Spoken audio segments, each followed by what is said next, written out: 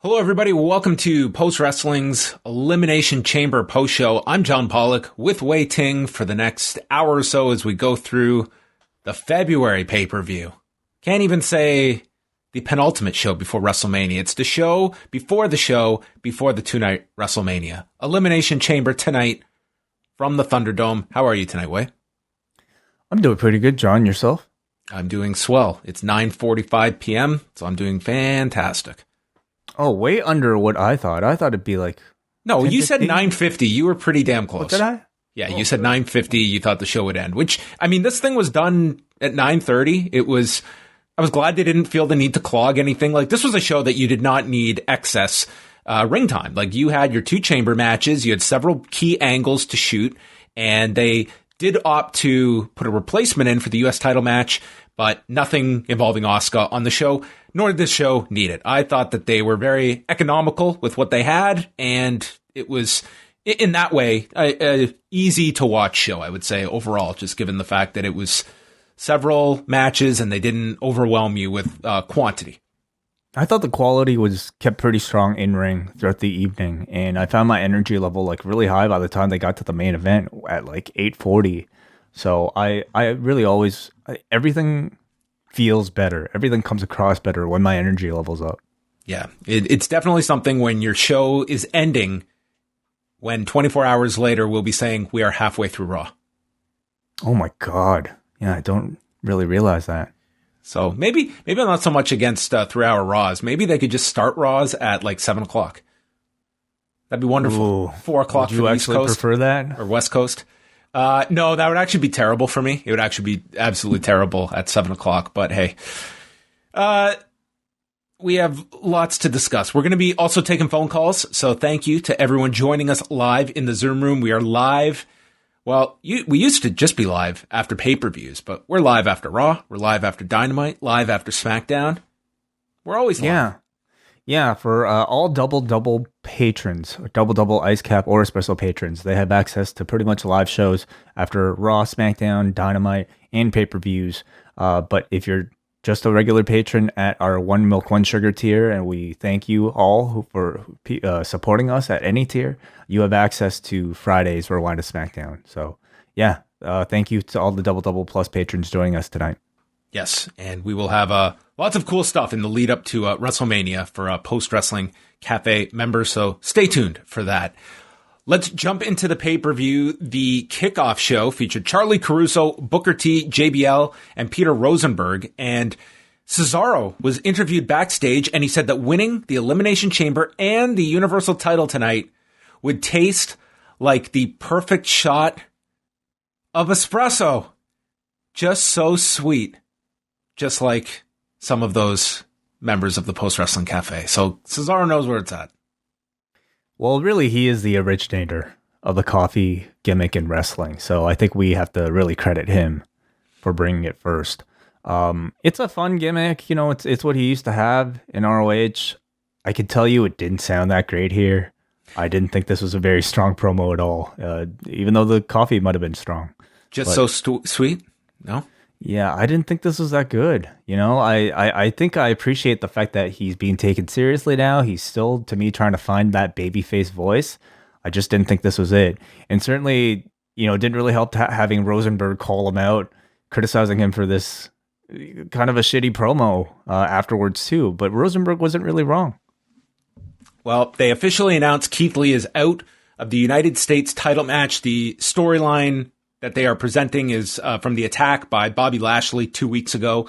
So instead, there will be a four-way on the kickoff show with Ricochet, Mustafa Ali, John Morrison, and Elias to determine who will replace Keith Lee in the triple threat match that is still on. MVP was interviewed comparing Bobby Lashley to Godzilla, stating you're going to need to contact FEMA to deal with his destruction tonight. And then Billie Kay tried to present her resume to MVP. He showed no interest and said that her voice hurts his ears and will not be in touch. So this was not like your usual job interview where they lie to your face and state, yeah, we'll be in touch. Thanks a lot for coming. We have no interest in you at all. So doing her a favor here. Cut right to the chase. Shooter. That's it. Yeah. Sonya Deville was on the panel, didn't add a whole lot. The Street Profits interrupted, and she was pissed off that they were asking for a title shot here on the live panel. Trying to do this, embarrass me on the kickoff show? How dare you? The four-way. It seems like Sonya might, punish them somehow. Yeah, it looks like it is the Street Profits that are fighting for this rematch, and Sonya Deville maybe will throw some obstacles their way until they... I guess you can appreciate the fact that they're not just throwing the Street Profits right back into a match and we do this endless loop of matches. They're trying to actually build it up so that the rematch means something, that they have to overcome something before they can get it. They'll probably get a big win at WrestleMania, but, in the lead up to it, they need some sort of struggle, right? Yeah, they have to go through that huge tag division that SmackDown has built up. All those big tag teams they have, their top 15 teams, they'll have to go through one by one. So the four-way match, Retribution was out. T-Bar, Mace, and Slapjack were there. No Reckoning. Also absent were Jackson Riker, and Morrison was out solo. So, fine match for kickoff standards. I thought Ricochet got to remind you that, yeah, this guy's great. And you got to see it for about 7 minutes. And the story of the match was that Retribution would save Ali at every turn, and no one could get a cover on Ali. But then in the end, it backfired on them because they took Ricochet out after he went for a dive, threw him into the post, and as they're marveling over their handiwork, they left Ali unprotected. And John Morrison capitalized, rolling up Ali for the win, and thus the most consistent storyline in WWE. Retribution looked like idiots. It's sort of the gimmick at this point, isn't it? I thought this was a decent sort of Raw level four-way opening match. And I think this actually would have been better on Raw. They would have got more time for this. This was almost a condensed version of a Raw match of it, but it was fine. I'm not going to go marginally better. It did spotlight Ricochet as sort of like your lone babyface here fighting off the heels, but I really can't say Ali nor really anybody else looked all that strong coming out of it.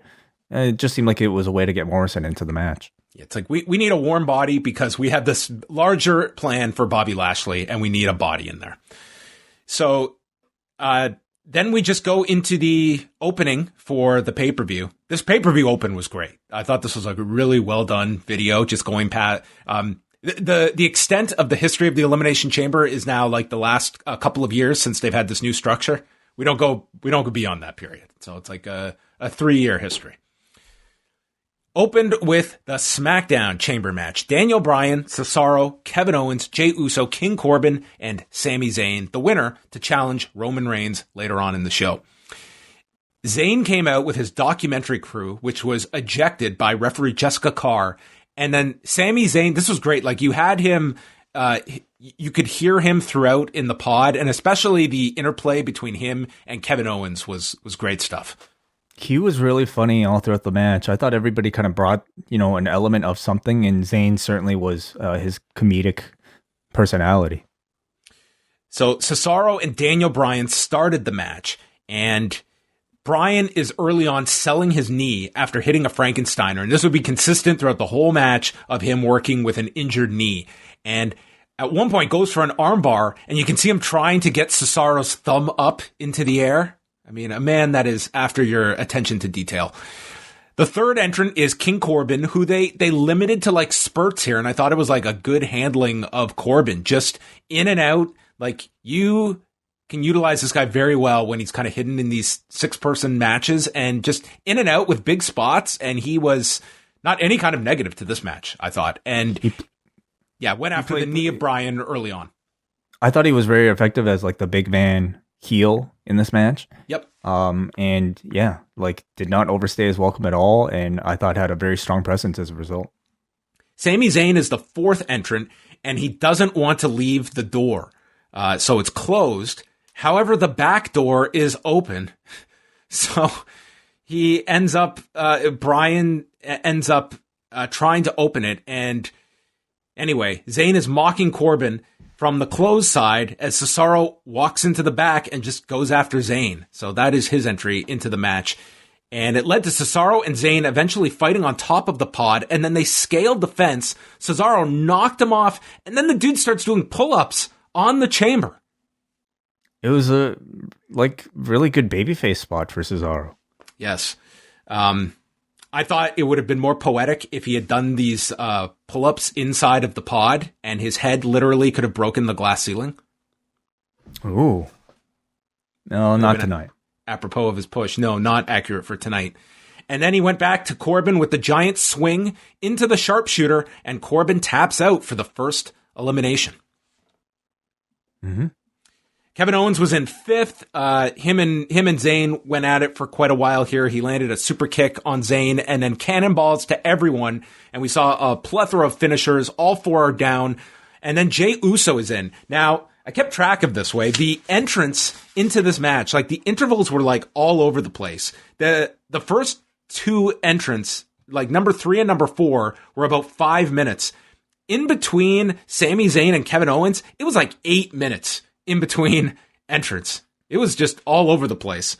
Kind of weird. Maybe somebody went long with something. But 3 minutes long, that's crazy. And then they were just like lightning quick in the Raw match. So it was yes, the Raw match definitely didn't feel like what are the intervals supposed to be? Every 5. Okay. Yeah. The Raw match certainly didn't feel like that. Okay, well, all the entrants, and it took 23 minutes for all the SmackDown entrants to get in, 16 minutes in the Raw match. Yeah. So they were shaving time. And I wasn't complaining about that for the Raw match, to be quite honest.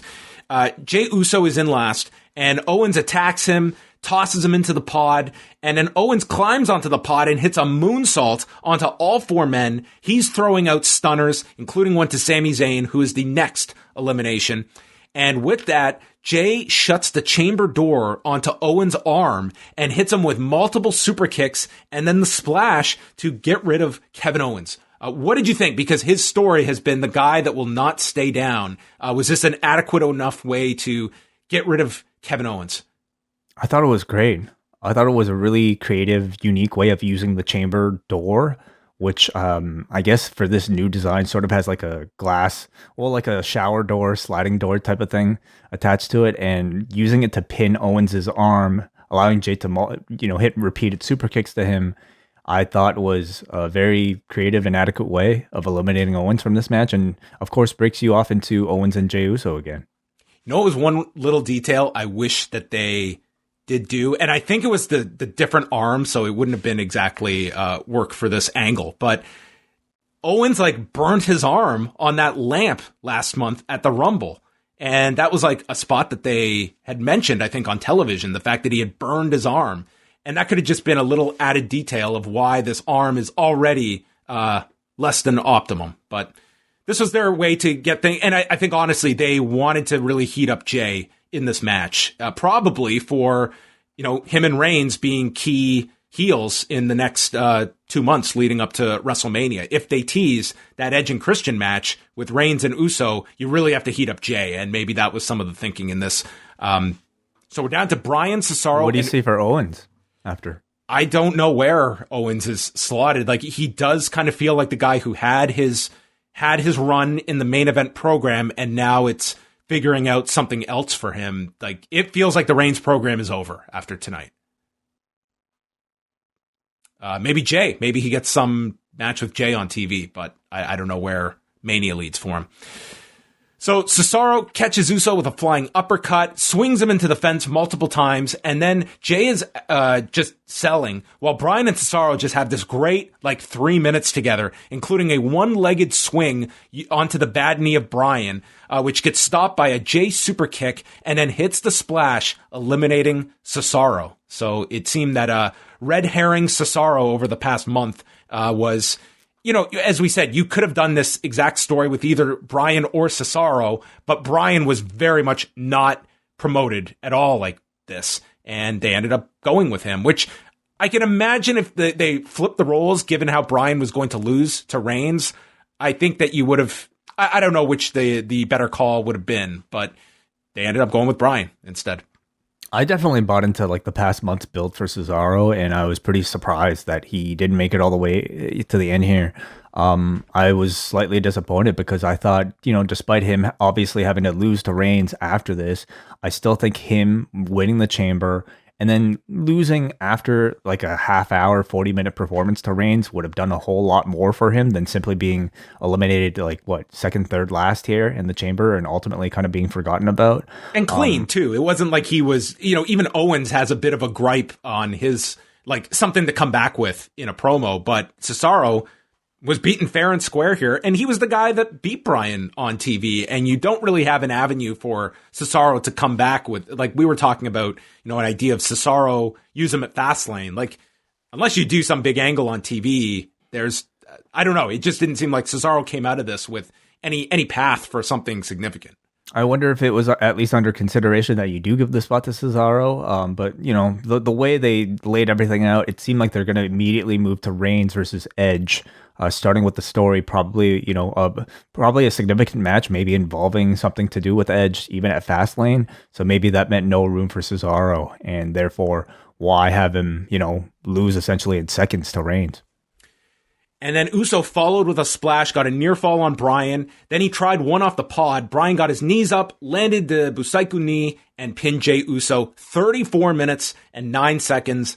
I thought this was a pretty great Chamber match. This was my match of the show. I thought that I thought everyone involved, Corbin included, everyone was used to their strength. Cesaro and Bryan were kind of the glue from start to finish. I really like the Owens-Zayn involvement in the middle. You got some comedy with Zayn. Owens, to me, it was a clever elimination. And you also put some heat on Jey Uso, which, I mean, of the six here, well, maybe with the exception of Corbin, was your weakest link in terms of just a believable winner, but I think he still got something with the elimination of Cesaro and is probably going to be primed to be attached at the hip of Reigns for the next 2 months leading into the Edge program. So I like this match quite a lot. I agree with all your points. This was also my match of the night. I am disappointed they didn't use the opportunity to at least elevate Cesaro, but I have a feeling like, despite the fact that he didn't win this match, I have a feeling he is still going to be one of their guys getting to Mania. I mean, he's scheduled, it looks like for a program with Rollins, which is a pretty elevated program for him to be in. So I imagine whatever push he's got will continue beyond this. I thought everybody else looked great. Jey Uso just looked vicious as a heel throughout the entire match. Big spots for Owens in there with the moonsault. I really love the creativity of his elimination with Jey Uso. And Sami Zayn continues to show a great deal of personality in this match. So really like this Chamber match a lot. Are they going to feud over coffee? Who? Cesaro and Rollins. Oh, because one owns the coffee shop and the other loves espresso. You know what? You should have a whole wrestling league over coffee. All right, there you go. The Cafe Showdown between Cesaro and Rollins. Will the cream rise to the top? That's going to be the question of Cesaro during this program. Or milk? Whatever your preference, yes. We know milk is superior, but I don't know if that's a mainstream view. So Bryan is dead. He was just selling the exhaustion of this lengthy match, and out comes Roman Reigns, and we're going right into the match. And man, I always get one of these, one per show. If they had a crowd, they would have gone insane for this first spot where Reigns goes for the spear and it's countered into the yes lock. This was awesome. It looked great. Yeah. Unfortunately, it was only this is awesome.mp3 that we got from the crowd. It was just the effect was there. And I think the most they could hope for with somebody like Bryan, who is really, I would say, pretty cold heading into this Chamber match, is to at least get you to buy for a split second that he might have a chance. And I thought the great execution of this reversal of the spear into the yes lock achieved that a little bit for me, which I think is as much as you could hope for.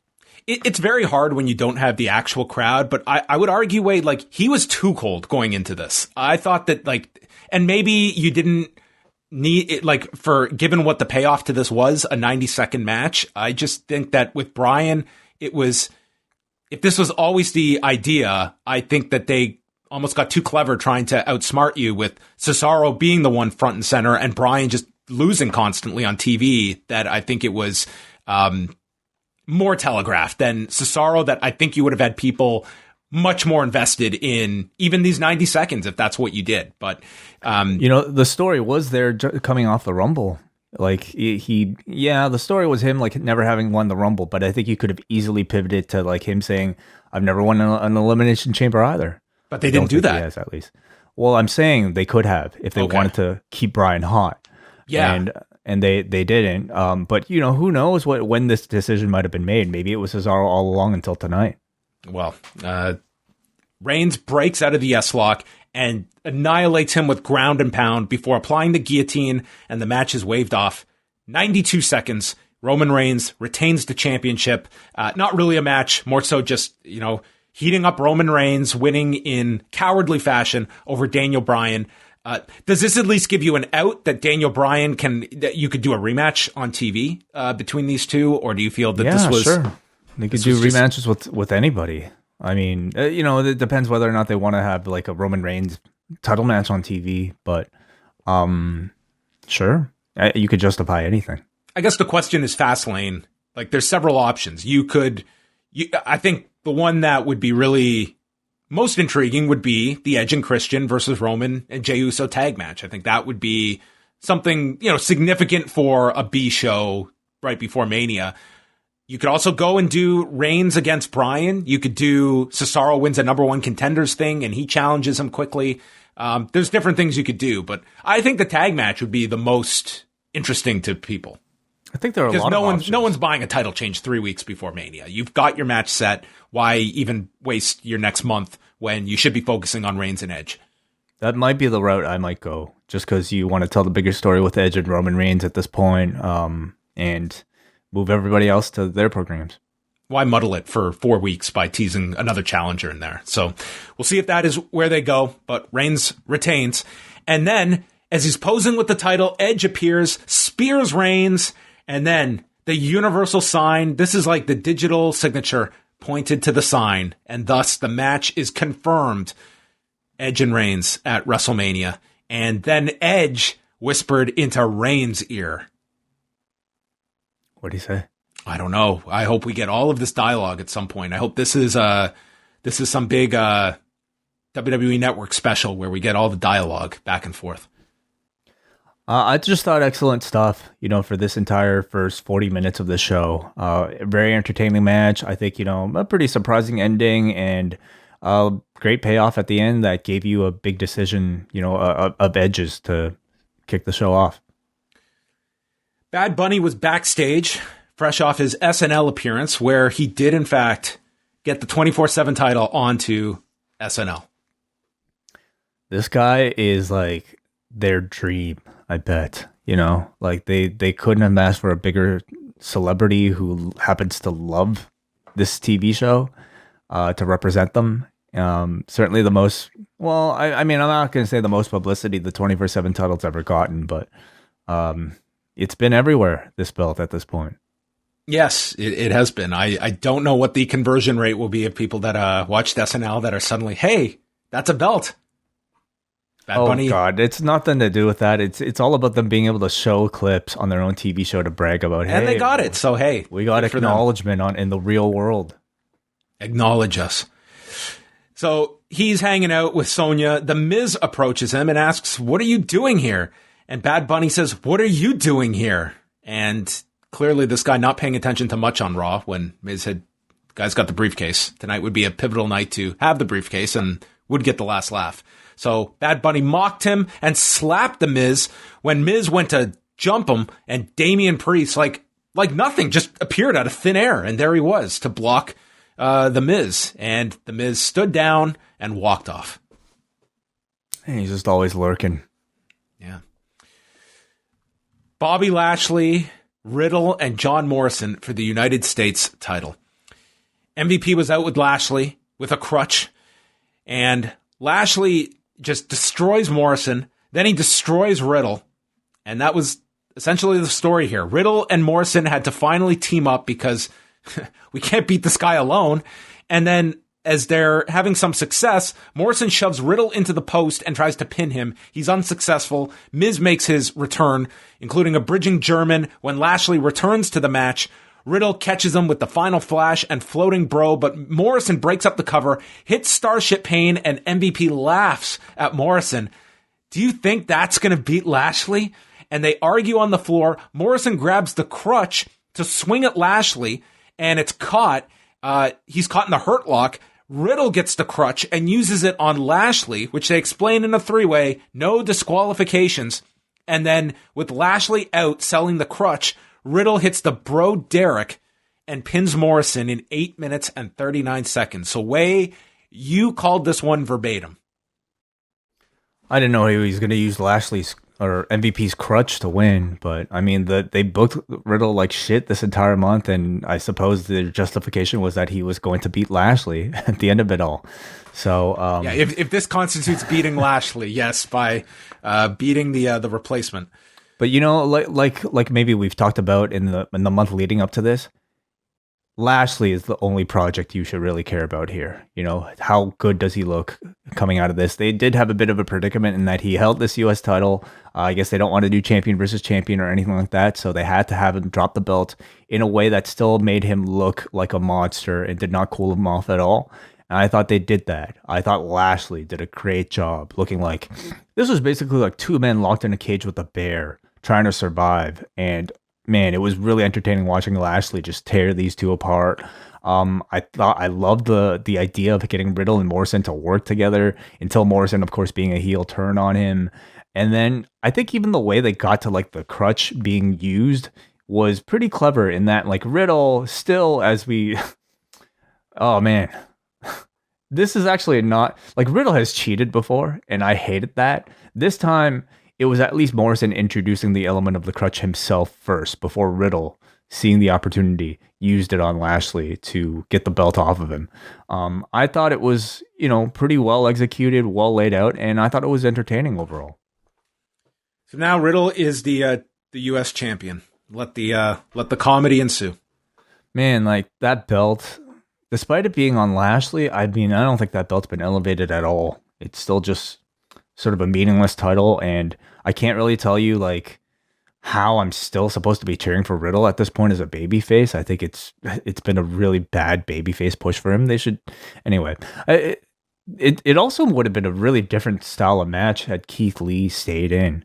You know, like they wouldn't have been able to tell like the 2-on-1 story that they did with Lashley.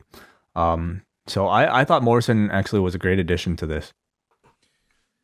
Kayla Braxton interviewed Sasha Banks and Bianca Belair when Reginald walked in, complimented both, and Belair hinted maybe she will make her decision tonight. She didn't.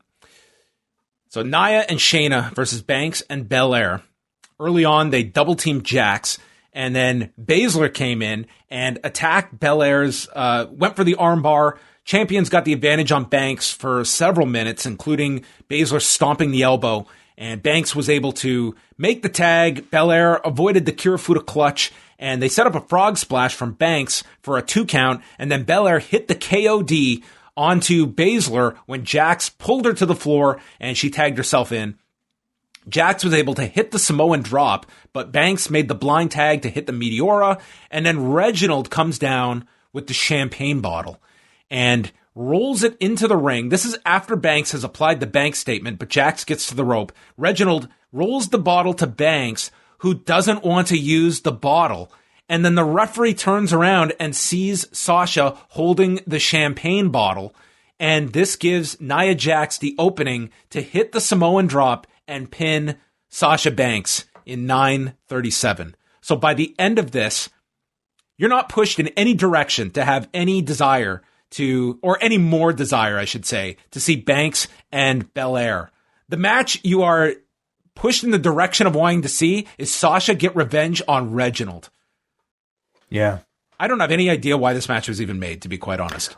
I think they probably did it because, first of all, Sasha and Belair are higher profile names. They wanted them to have some presence in the lead up to WrestleMania because they'll be two of the featured people going to WrestleMania, I think. I think the end result was that this was probably a better match than anybody else they had in waiting. Certainly more than like, who are the other options here? Well, they did Naomi and Lana. They set them up on Raw. Like that wouldn't be a very good match. What is it? Riot Squad. Like they're not ready. Neither are Tamina and Natalia.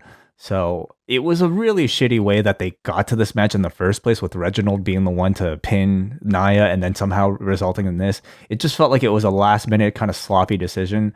But I thought the match itself was pretty good. Like, Belair continues to just, I think, click with every appearance she's had lately. I think she's at the point where she's outshining Sasha Banks, which I think bodes really well for the story that they're telling leading up to Mania.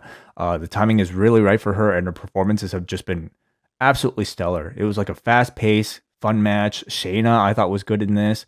I even thought Nia played her role pretty well. The finish was just so incredibly lame.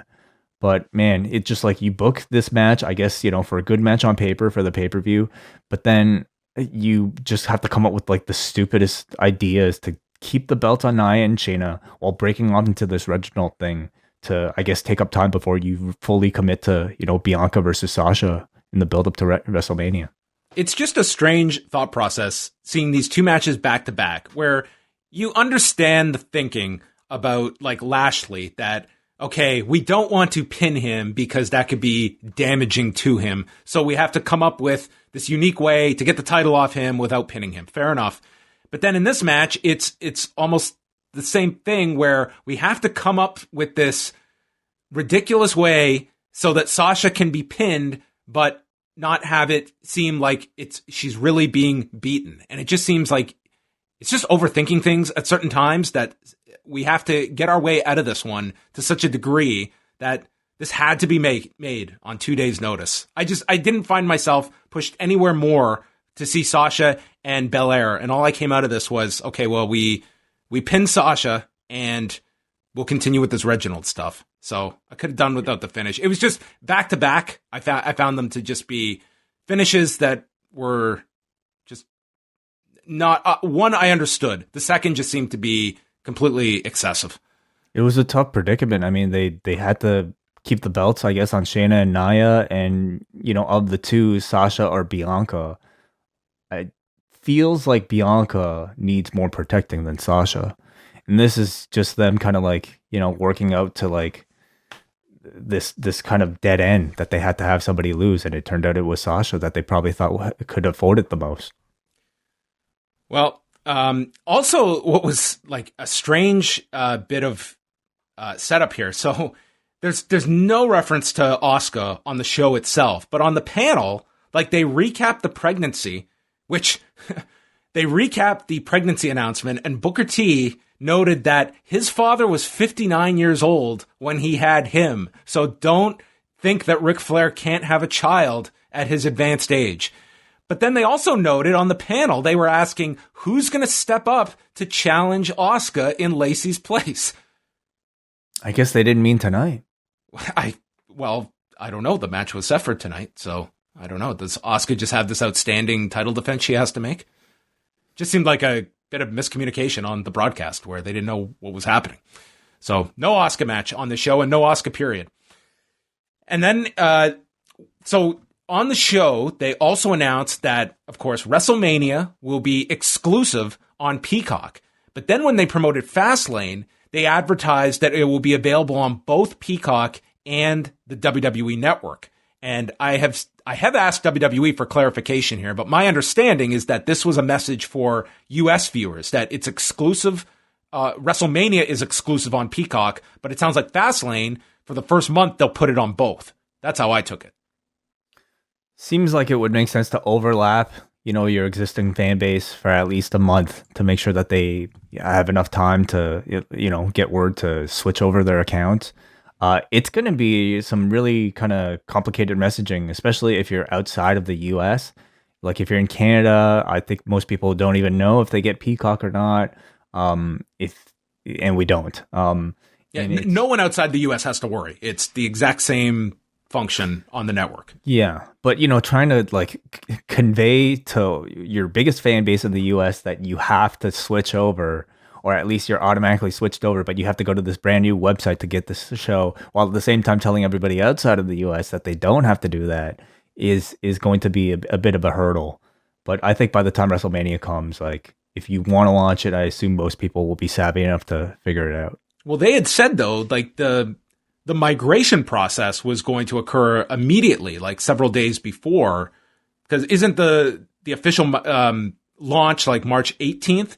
And if they're doing this, I wonder if there's any reservation about this migration process not being seamless. Like, if it's just like that, you're just moving everyone over to Peacock. I mean, that sounds a lot easier said than done. I don't know what they haven't explained how that's going to work, but the fact they're doing this, maybe there is the thought, like, if there are any issues with that transition, that people are covered and they're not going to miss this show. Mm-hmm. Yeah. So I definitely look to people's feedback how this goes off next month, because we won't have to go through this, but many of our listeners will. Final match of the night, or I should say second last match of the night, is the Raw Elimination Chamber match with Drew McIntyre, AJ Styles, Randy Orton, Kofi Kingston, Sheamus, and Jeff Hardy, beginning with Hardy and Orton, who fought for 4.5 minutes, and then Drew McIntyre entered. I didn't have much to talk about this, just not punches. Much, dude. It was just kind very of boring Orton wrestling. Yeah. I would say until this got to like the like the last 3 entrants or so, like I thought this was like a very by the numbers match. It was not anything spectacular. It was not really creative stuff. It was just like a match. Especially after you already saw such a great Chamber prior to this. This had a lot to live up to in the same night, and I would say Orton's style really didn't kind of lend itself to much here. Drew McIntyre was in third, so they were going to do the deal where he would have to go really long in the match. Kofi Kingston was fourth and immediately goes after Orton, and in this exchange, cradles him for a very surprising finish. Orton was out of here after 9 minutes, and then hit Kingston and Hardy with RKOs on the way out. No Fiend. Nothing with the Fiend, which looks like they will. I mean, they're going to get back to that, but it seems that it's they have been very careful. Like, this was the case of the Rumble, and it was the case this month. The Fiend is like banned from these pay-per-views. I guess maybe you save it for Peacock. Sure. The Fiend is he's ready for Fastlane. So with that, Kingston and Hardy are out from the RKOs. AJ's in his pod. He demands that Almas break his plexiglass off the pod so that he can escape and enter the match earlier than he needs to.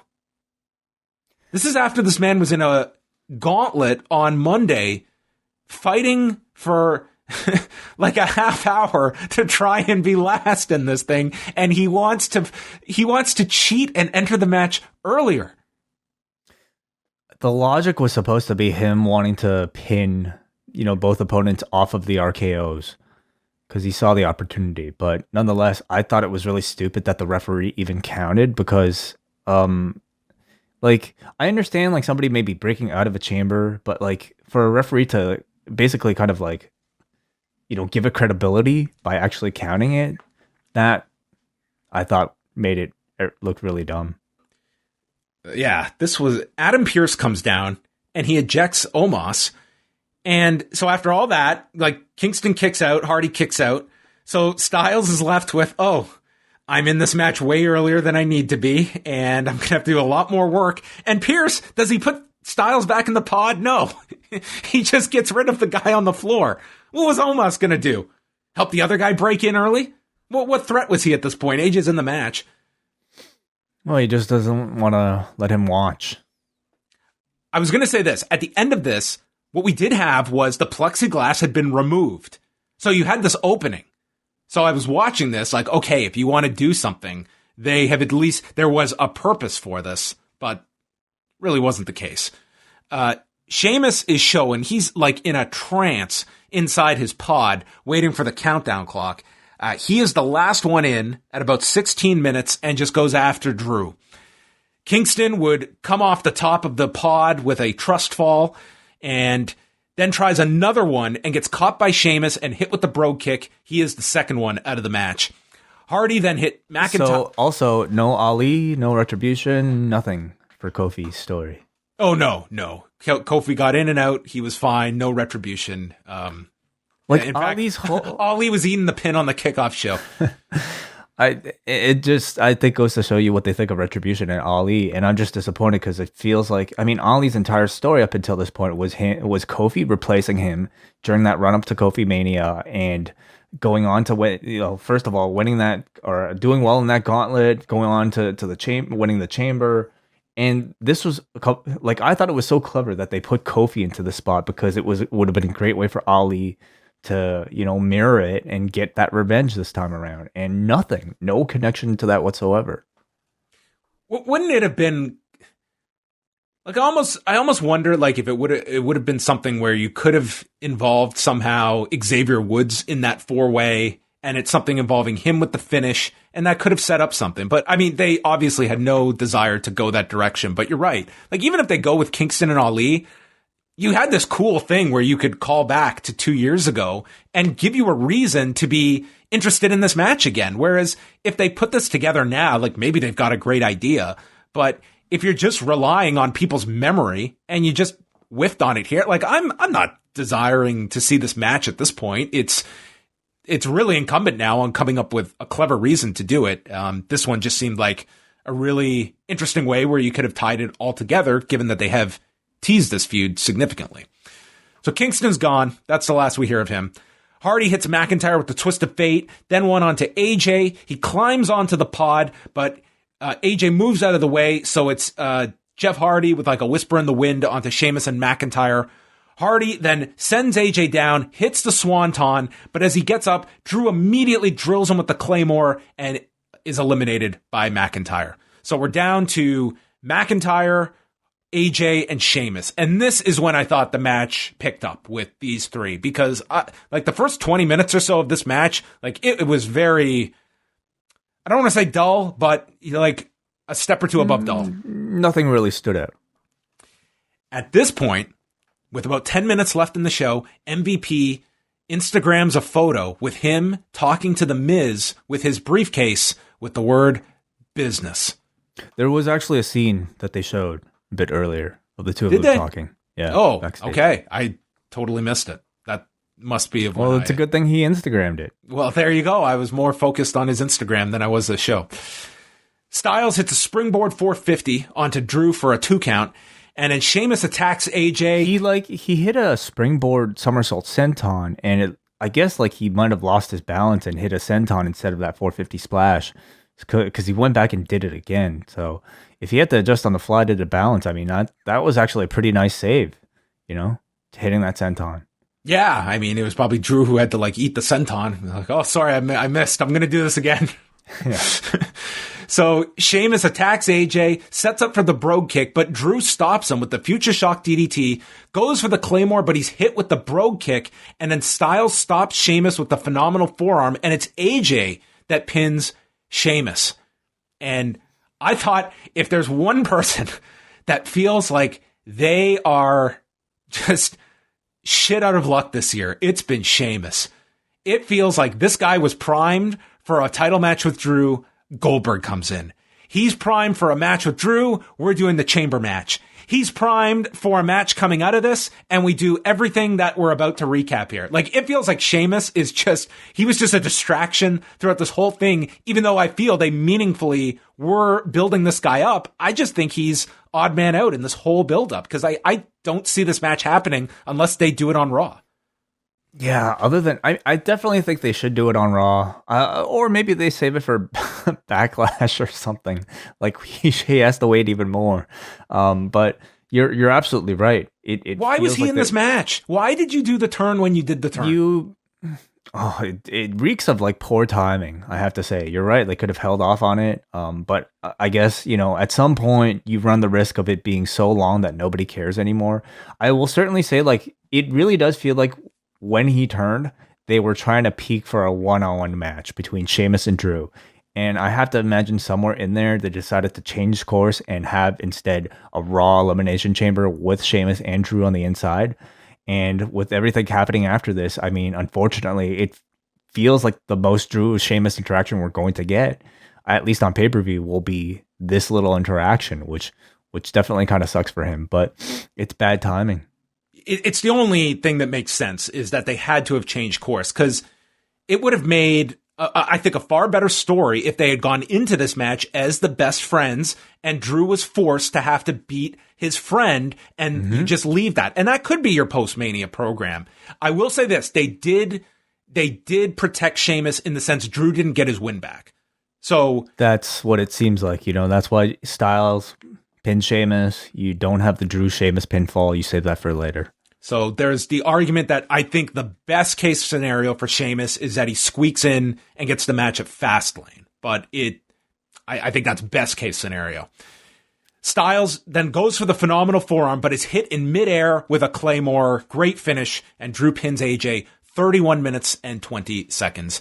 Not the caliber of the SmackDown Chamber match. And I would say if you're going back to watch this, the high point would have been the final, I would say 6-7 minutes where it was down to AJ, Sheamus, and Drew.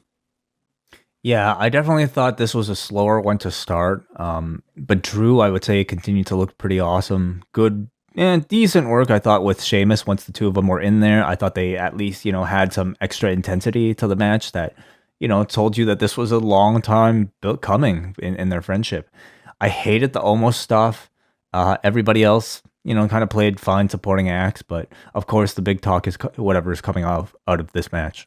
Yeah, so the chamber is lifted, so you didn't even have like Lashley just sneak into the chamber through the plexiglass. I thought at least you could have had that little reason for the Omos thing, but instead that was not what happened here. Drew is posing, and Lashley attacks him from behind and just beats the hell out of him on the floor, throws him into the post, rams his head into the desk, and then applies the Hurt Lock. And with Drew down on the mat, out comes The Miz to cash in the Money in the Bank contract. He hits Drew with a DDT. McIntyre kicks out, so they gave him a kick out, and then Miz beat him with the skull-crushing finale in 27 seconds to end the show, where Miz wins the title. And I definitely thought that, okay, you're in this corner with The Miz.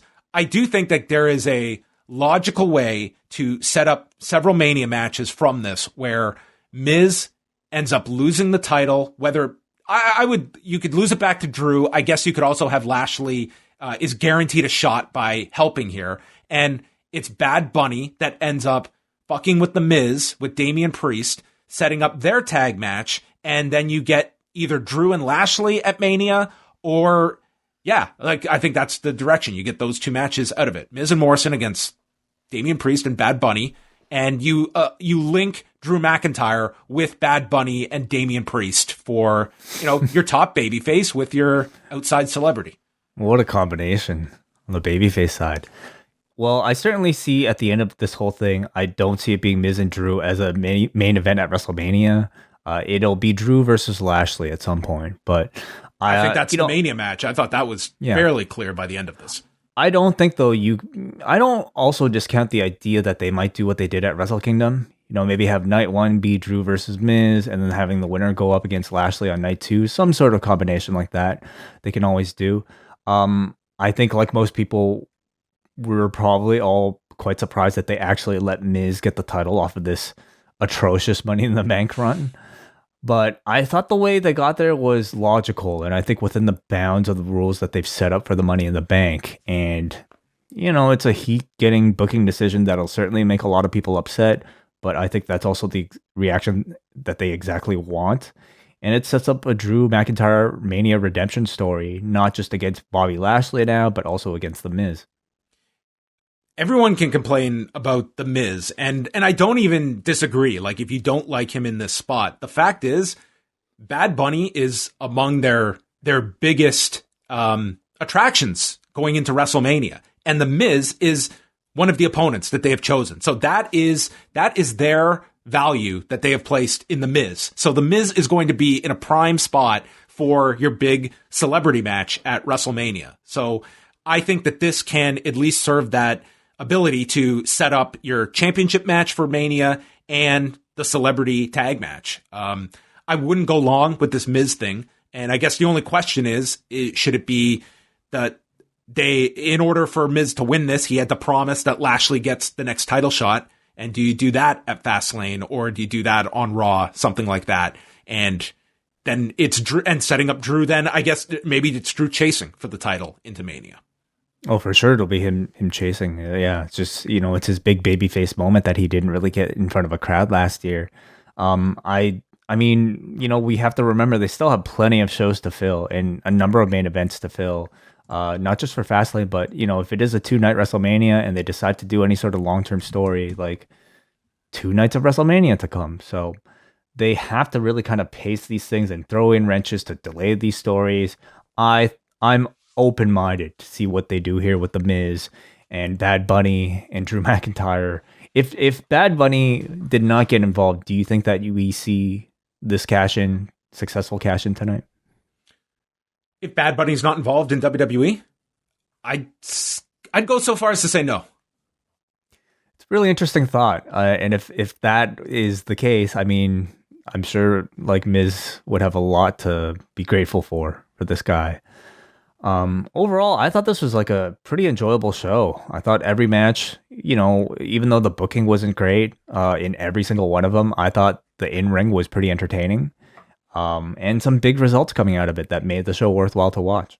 I really enjoyed the SmackDown Chamber match. I'd go thumbs in the middle. I'm not going to go thumbs up. I compare this to the show I watched last Sunday from the WWE, and it's just miles apart. But this was, it was a fine show. I'd really recommend the SmackDown Chamber match. So I think you got a bit of a picture of WrestleMania. You at least have one confirmed match, and I think the hint of some directions to come. Would you classify that in terms of coming out of this show? Do you think like it has at least like the function of these shows are mainly to, raise your interest level for, WrestleMania programs? Like, do you think that's there? Because this has been a season that I think has lacked a lot of that. Like, you are really scratching your head wondering where a lot of these key people are going to end up on the card in 2 months. And I don't think that's a bad thing. I think leaving us guessing, not knowing exactly what the card is going to be is a good thing. I don't want to be able to tell everything from the get-go. Of course, you have things like Edge and Reigns that obviously we can tell, but I think that program is in really good shape, and I'm interested to see like how Christian, if he does figure into it, how he figures into it. What does it look like? Maybe Cesaro and Rollins looks to be one of the matches. Reigns and Fiend, perhaps, which Randy and depending. Fiend. Randy and the Fiend, yeah, depending on the type of match, we'll have a lot of people sitting on both sides of the fence. But the Drew story is far more interesting now than it was before. I think Lashley was somebody that we were both considering to be a prime candidate, but not knowing exactly how they were going to get there. I did not expect them to kind of use the Miz in this way, so I'm open minded to see like the story that they end up telling with all three. Maybe Edge had some inside information, and once he found out, he was ready to make his decision before the Raw Chamber match even took place tonight. I guess so. Yeah. Wasn't that the whole thing? I want to wait till Chamber's over to look at my 13 different options. He wanted no part of this Miz stuff. So clearly, seemed like he had made up his mind already. Okay, let's go to some feedback. We have both the forum, and we will be opening up the phone lines to get your thoughts on Elimination Chamber, build up to WrestleMania, whatever you would like to discuss. Let's go to the forum. So out of 10, what did you guys think of Elimination Chamber? You gave the show a 5.76. All right, let's start with Ross. While Miz wouldn't have been my choice, I, for one, am happy that the Money in the Bank actually means something again. Sure. Drew now having some obstacles to overcome on his way to winning the title back at Mania isn't the worst thing, and if you assume Lashley beats Miz, having Drew come in as the challenger actually makes for a more interesting story. Also, I know it fits with the Reigns character, but having Bryan go 40 minutes in the chamber only to lose in a minute was some BS. 5 40-year-old WWE champions out of 10. Let's go to Hansi on the phones. Hansi, what's going on? Yo, what's going on, guys? First of all, I like this pay-per-view just for like the 2.5 hours that it was on, so that's already an A+ for me. But I agree with you guys. Like the SmackDown one was awesome. I really dug. I was disappointed that again, maybe that's like kind of the brilliance of WWE sometimes when they make you think that someone's gonna get pushed, but I probably think Cesaro's probably going to line up with Rollins probably. And with Daniel Bryan, I don't know, again, I don't know with the way it ended. It feels like maybe they again, WWE loves doing the triple threat. So I wouldn't be surprised if they somehow found Daniel Bryan in this Edge and Roman thing. I'm not saying that it should be that, because I know you guys don't really like triple threats, but I'm just saying that the way it ended, I wouldn't be surprised. And as far as the main event goes, I thought the Miz thing was awesome. And it ties back into what MVP said a couple months ago, that when Lashley is going to lose a title, he goes that like I made 2 decisions, that you're going to win the title at WrestleMania last year, and then I'm going to be the one that ends your reign, basically. And I thought that was kind of a good callback. And I know Miz is not going to last long with the title. It's fine, but as long as you get Lashley and Drew, I'm cool with that. You know what I mean? I'll leave you guys with that. I didn't want to take too much of your time. Other calls are coming in, but I just wanted to just chime in quickly. So good work as usual, guys. Thank you, Hansi. Thanks, Hansi. Do you like the idea of throwing Bryan in there as a triple threat? With Edge and Reigns, not really. I think the story has been so personal already between Edge and Roman that they've set up that it's hard for me to see Bryan having any sort of claim, you know? I don't really like Reigns even defending the title until Mania. I think that you have the match. Why take away from it? Like, why spend 4 weeks trying to build up another challenger, and then you have 3 weeks before Mania? Like, you've got 7 weeks till Mania. Let's just build up for the match that people do. I think the majority want to see. Everyone believes they're going to be seeing. So why do a 4 week detour when I don't think people like you have not built up Bryan to a level where I think that it doesn't enhance the match with his involvement. And you have a great supporting character in Christian that can, help you fill out those weeks in the way to WrestleMania. So I look forward to seeing how they use him. Let's go up next to Nick. Nick, what's going on? What's going on, guys? It feels good to talk to you at 10:39 on a Sunday. Mm-hmm. I think I agree. I think the length of the show kind of helped. It did feel like a huge sort of story-focused sprint at points. And to me, it felt like a good example of why the order of a show is super important. Because I would have opened with, the Raw Chamber match, because that had a lot of brawling. It felt very intense. And then, you have the big spot with Drew and the Claymore with AJ coming off the top rope. And then you do, at the end of the show, you have, the Daniel Bryan epic of him going to the chamber, and you end with the visual of Edge standing on top of Roman Reigns. But you would have had the cash-in first match on the show? I think so. I think just the visual of Edge standing over Roman to close the show with the pyro going off, that felt like a moment that you could take into next week. Because I'm not super excited about Miz opening up Raw tomorrow with, a standard Miz promo. And if I was the Hurt Business, I would turn on him and stab him in the back immediately. Like, I would have Lashley take that title off of him tomorrow. Well, how do you even get the title shot? Like, I think it's what John was saying. He MVP orchestrated the agreement between him and Miz that if you do this, if we help you, we can get a title shot down the line. But down the line just happens to be tomorrow night on Raw, and so they've stabbed him in the back. Sure. Any other thoughts, Nick, on the show? Yeah, I was into Reginald at first, but now I think he's getting into James Ellsworth territory. I don't really want him anywhere near a WrestleMania program, especially when you have four really talented female wrestlers in the ring. And I feel like he's just kind of undermining the work that they're trying to put in. At this period of the year, it felt very much like he's kind of overstepping his bounds a little bit. I wasn't super a fan of that. Thank you very much, Nick. Appreciate the call. Yeah, I don't really know what the play is with Reginald. I mean, are they building to another match involving him? How are they ultimately going to use him to, heat up Belair versus Sasha, which I think most people already assume to be the match? Yeah, I think you are, you do have 7 weeks. So I think that this is Banks and Belair. You're going to keep them on the same page for now. And Reginald is, whether it brings Carmella back into the mix, I don't know. Like I'm with Nick. I think like it's quite a reliance at the moment on Reginald. And I didn't think tonight it was a positive. But you do have some time to get to this match. Like you don't want to, you can't announce the card today and just expect everything to peak in 7 weeks. You do have to give some leeway just to waiting for the story to progress. And sometimes you do need these detours, but I think you do run the risk of kind of being overly reliant on this Reginald character that is not necessarily propping up people's interest for the match at hand. Up next, let's go to Mark. Mark, what's up? Hey guys, thanks so much for doing this. It's amazing. It's not even 11. This is like the best. Less is more.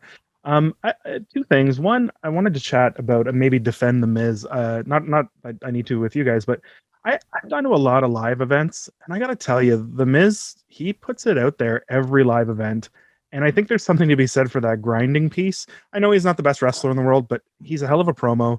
He does amazing stuff when it comes to even at house shows, getting the crowd incited.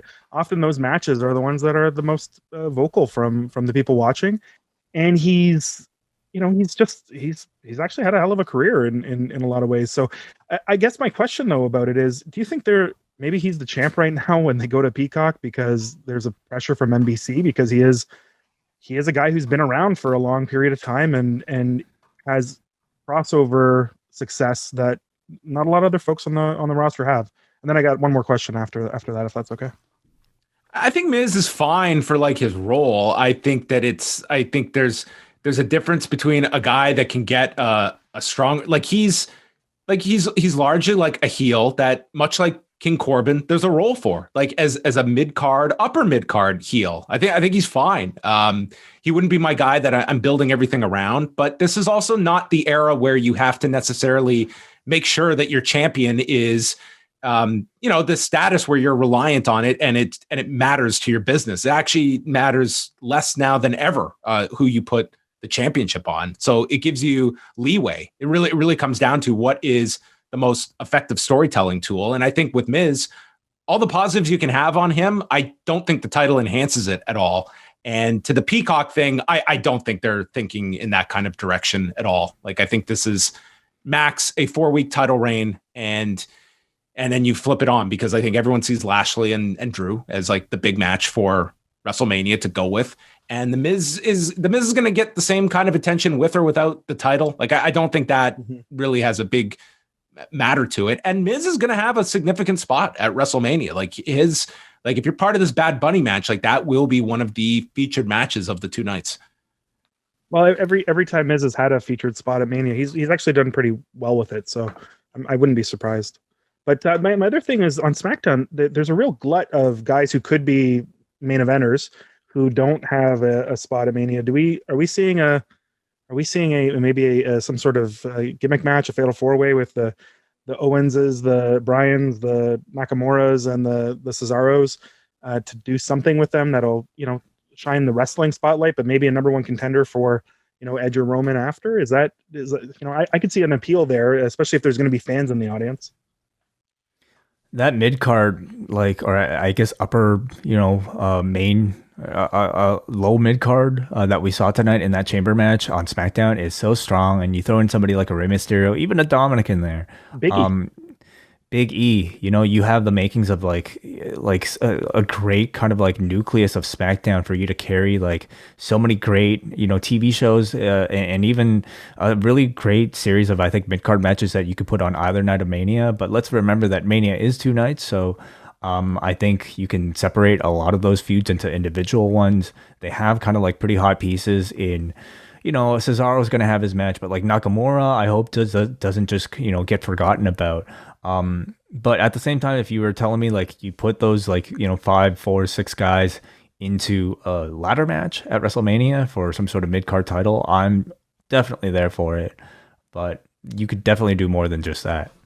I think that's really deflating if it's in a situation where they're all fighting for a mid-card like all those names you just mentioned. It's just, to me, I don't know. It just feels like an uncreative option given where they're at in their careers. And this is just, I'm never a big fan, as much as like the match will be great, but it's just the idea of taking 6 guys that we really don't have much for. So we're just going to throw them in and they'll have their great 20 minutes and then they're all in the same place afterwards. I would much rather, okay, of those 6, who are 2 or 3 that we really want to have big plans for after Mania and have something sizable going in?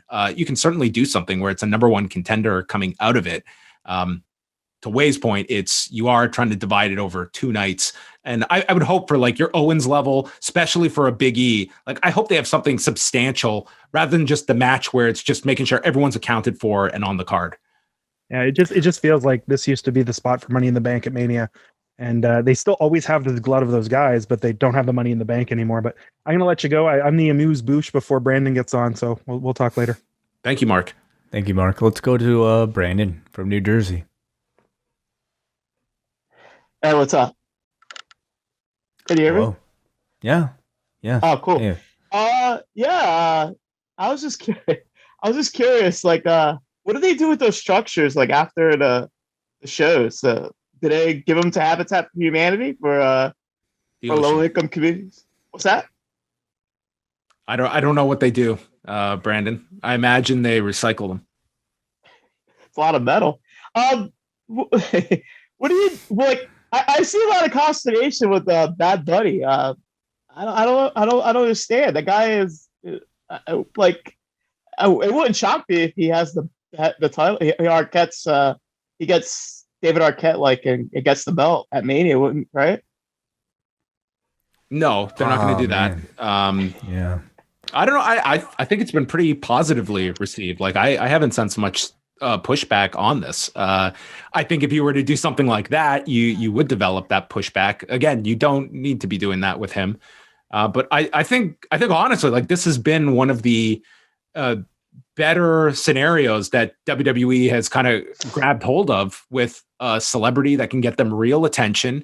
And, the proof will be in the lead up to Mania if that attracts a lot of new people that are curious to see what he does with WWE. But I think overall it's been like we're a month into this experiment. I think it's gone fairly well so far.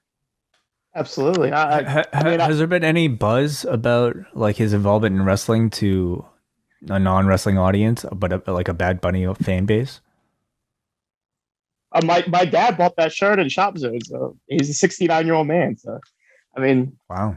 He sold a ton of merchandise. Like that was like the first sign of this being a big success was that initial, note that they had about the amount of merchandise he sold. So there are a lot of people out there like Brandon's father. And one more thing, what did you think of that uppercut last night? I thought it was the most timely uppercut I've ever seen. I felt bad for whatchamacallit last night. Curtis Blades. Yeah. Quite the descriptive analysis there. What did you guys think of the uppercut? So this was the heavyweight fight last night where Curtis Blades was doing very well in this fight, like handedly won the first round. And Derek Lewis was just being patient. And as Curtis Blades shot in, boom, short right uppercut, and Curtis Blades was out, and he was out for several minutes. They were not shooting him, and you just heard the announcers, he's out. And then moments later, he is still out. Eventually, he regained consciousness, but this was Derek Lewis's fourth win in a row, which I don't know where that necessarily places him in the heavyweight division because you have the Stipe Miocic and Francis Ngannou fight coming up at the end of March, and then you have John Jones waiting in the wings. So I don't know if this puts Derek Lewis anywhere closer other than he's probably going to have to fight another top heavyweight at some point this year but we're not that far away. Like if he won another fight, the idea of Derek Lewis fighting again for the heavyweight title is not that far-fetched. Would you feed him John Jones? I don't think John Jones would. I think John Jones, personally, I think that'd be a great fight to introduce John Jones at heavyweight. I don't know if John Jones would be. I think it comes down really to, okay, if you put John Jones in a non-title fight, what does that mean for John Jones financially? As opposed to a title fight where you know what that means.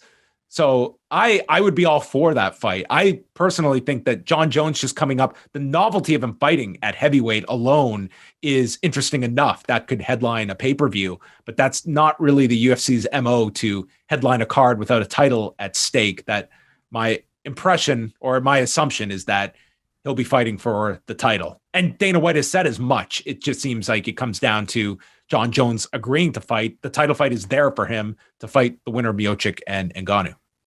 Okay, thanks, guys. Tom Aspinall is awesome. Also, don't forget about that guy. He looked really good last night. I'm out of here. Peace. All right. Thank you very much, Brandon. Thanks, Brandon. Defeated Andrei Arlovsky on Saturday.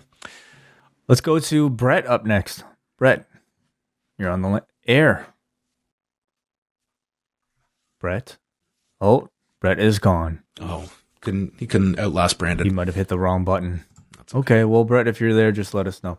Let's continue with some of the feedback on the forum who says, we got Steven here who says, obvious choice with Lashley versus Drew for WrestleMania. Main question to be answered now is if Drew is chasing into WrestleMania with Lashley winning at Fastlane or if Drew just wins it back. I feel they would have to put the title on Bobby at some point or his protected status is kind of wasted. I don't see you doing any of this stuff unless you save it up for Drew's big moment at WrestleMania.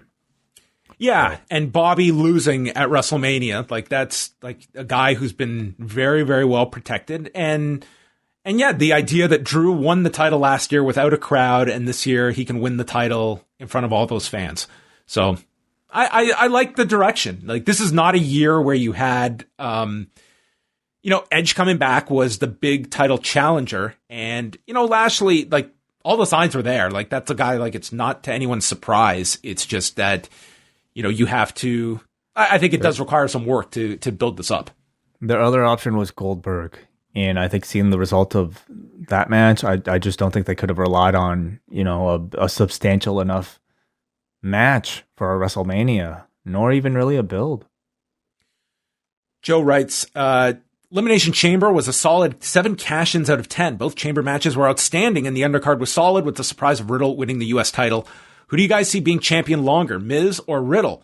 My vote goes to Riddle, as I feel Miz is just keeping the belt warm so Drew can have a championship win in front of live fans at WrestleMania. I do not believe we're going to get Drew and Miz at WrestleMania, but I would say yes, Riddle will likely keep the title longer. Let's go to Kate, who says, the 2 Elimination Chamber matches end with the babyface winner immediately getting beaten down by the heel and pin made the whole show feel a little strange. It was like it started to repeat itself before it was over. The SmackDown Chamber match was the high point, and I thought the 4-way on the kickoff was really solid, even though it was clearly the match to determine who was taking the pin for the U.S. title. Not having a women's singles match hurt the show, in my opinion, although I wasn't sorry to lose Asuka versus Lacey Evans. Asuka desperately needs a good feud. She hasn't had one in her entire title reign. Do you think that the ending to the U.S. title match was going to be any different if Keith Lee had been in it? No. Different match that you put together, but I think still same outcome. Like maybe they would have put the title on Keith Lee instead of Riddle. I mean, if that's the question, I could have seen that. I could have seen them going with Keith Lee instead of Riddle. But who knows? The idea was get the title off Lashley in a 3-way. James, solid show tonight. Good pacing to start and end with the best matches. I thought AJ Styles looked like an idiot trying to enter the match sooner. Didn't like the women's tag team match, thought it was sloppy and shouldn't have been booked in the first place. I know there will be complaints about Miz winning because he's booked as a comedy character, but I liked inverting expectations and having him get the win. I also like him as a person, so I could be biased and happy he got this moment. 7 out of 10. I don't think there's been that much, I don't know. I haven't looked online. I'm sure there's examples of both, but I don't know. It's just, I think people see what the long-term picture is, and they're fine with it. I think a lot of people just see the Miz winning or the Miz beating, Drew McIntyre in like 30 seconds, and they just kind of make fun of that result. So, yeah, you can have your opinions either way. Let's go to MJ from NJ, who says, Miz is a legend amongst my casual friends for his real-world shenanigans. They all hit me up immediately tonight. All their girlfriends watch Miz and Mrs. He's going to headline Fastlane, and he should be in a main event of WrestleMania on Peacock. This was a smart business move. All-time legend. Yeah, he's, this last year has really shown that. Bryan from New York. We came into tonight hoping that the 10-year journey for someone who has been grinding away his entire time and kept away from the championship for far too long would finally get there, and that's what we got. Congratulations to The Miz. So close, Cesaro. Still, Reigns is most likely going to be champion far past Mania and will need opponents, and the Money in the Bank was all built around Cesaro, so hopefully that's a sign they're saving up his big match for later. It's hard to trust, but with only Bryan and Owens standing in the main event orbit as faces, it still seems likely to come soon. Let's just stop there. I'll read the rest afterward, but I think it's an interesting discussion point about whether you put the title on Edge or not, for the exact reason brought up here is that who does Reigns have beyond WrestleMania? Like, this has been a company that has really struggled to build up baby faces, And I would say one of the best ones you've had lately is Kevin Owens that you have gone through.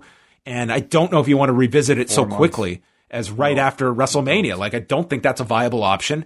Daniel Bryan, like, I know there's going to be the appeal, and I'm sure that if you just all of a sudden gave Bryan a bit of a winning streak and something, it wouldn't be like moving heaven and earth to get him back up to that position. But you've dramatically cooled him off, that, and especially after tonight. Yeah, you can go with a Cesaro, but to me, I don't know. All of those points are arguments that you could do the story of Edge winning the title and then all fresh opponents coming out of Mania, including stuff with Reigns or doing something afterwards with Reigns. I don't think it's like a slam dunk that Reigns retains this title, beating Edge in April. I don't think so either. I think, if this program is hot enough, and I think thus far it already has been, you definitely try to aim to do a rematch. And I think you do the rematch with Edge getting the big moment at Mania, Roman reclaiming it at some point later. I still definitely think you have a lot more to do with Roman and this current crop of SmackDown guys. Like, I mean, I do want to see a more substantial feud between him and Bryan. I even want to see a feud between him and Shinsuke. I mean, if they don't seem to have those plans in store. You're really holding out for Shinsuke, dude. I don't know, man. I think that was really a one night thing, and that's it. He's just off the face of the earth again. Well, ever since Cesaro took his place, yeah. But, a feud between him and Cesaro, I think would be great. A feud between him and Rey Mysterio and Dominic, I think would be awesome. So I think there's still a lot of possibilities with this Roman Reigns character that I don't think you've exhausted yet. But I also wouldn't discount Edge at least getting a short reign out of it. I think the key is, if you're going that way, if that's the decision now, Reigns is retaining, you've got to be building these baby faces up now. It's like, okay, Rey is now feuding with Chad Gable. If we're going to do a Rey feud, guess what? We got to start now if we're going to peak this for April or May. Let's go back to Brett, who might be available now. Brett, are you there? Hey, guys. Sorry about that. Hey, Brett. No worries. How you doing? Good. What's up? Not too much. So I just finished watching the show. I was behind by maybe about an hour and a half. I thought it was, I don't know. I thought it was a fine show considering it was a 3-week build. I think, John, I was pretty bummed that Sasha Banks lost the tag match because I really wanted to see this brand new story where two people that are going to end up fighting actually are not friends, but they win a tag team championship. And then even though they're not a close tag team, they actually find a way to win the title, even though they don't like each other that much. So I was pretty upset that we're not going to get to see that again. Yeah. Giant opening they had for that, unfortunately.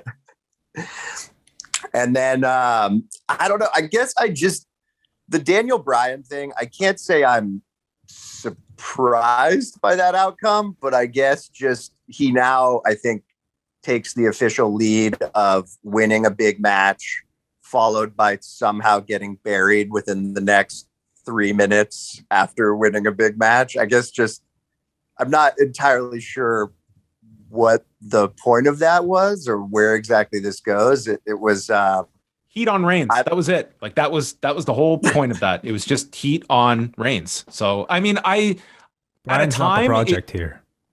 Yeah, exactly. Like you could, if this had happened like 2.5, 3 years ago, you could certainly question where Bryan is now. It's like I had no issue with that. Like Reigns and Edge is the priority, and in the build up to WrestleMania, it's like you have your money players and you have the people that are helping the money programs and players, and that's Bryan's in the latter stage, and this is a guy that has his hand in creative. So I mean, this is as much his direction as it is anyone else's, and I mean, follow the build up to this match. It's like that's kind of how Bryan's been positioned. No, for sure, I get it. I think it just mainly speaks to how, years of this, right? But since they've gone to the themed pay-per-views, right? And we keep getting the matches without really a justification or reason to have it. It's kind of just, you cheapen the entire gimmick of an elimination chamber if the entire buildup of it, I guess, is just to build heat on a match for two people that weren't in it. But I mean, once again, I think wrestling fans of WWE over the last 6 or 7 years, I'm pretty much numb to any type of You're right. Like, I mean, illogical choice, but yeah, in that sense, I don't think you're wrong in that you have 4 singles championships and none of the chamber matches decided a number 1 contender at WrestleMania for any of them tonight. So compared to like previous chambers where I think you would at least have a men's match and a women's match, one of them determining, your SmackDown or Raw title defense, you really had none. But I will say, like, you had a cash in tonight. I think you had the Edge with the spear. Like, it was not a show that I thought was throwaway. They did give you kind of substantial moments. Not every year will you have a cash in saved up until this point to use on a February pay-per-view. So I feel like I can make an exception this time around. No, for sure. I mean, I think, look, it seems like if this holds, the main event of Mania is heading towards Bad Bunny versus Miz. And, I had to make a prediction right now. I'd say that Bad Bunny probably walks out of Mania as the champion. But that seems to be what we're actually building towards. But I mean, I guess, like, in seriousness, I would argue just the cash in is a big moment, but it's the Miz, and the Miz has had absolutely, I mean, he's literally feuding with like Bad Bunny, and now he's the champion. So I don't know. I'm pretty sure, Brett, that is not going to be your title match at WrestleMania. I don't know, guys. I mean, that's a money match. So Edge, Reigns, Bunny, Miz. I mean, that could be. You know who's the biggest money draw for WrestleMania this year, and it's without any dispute.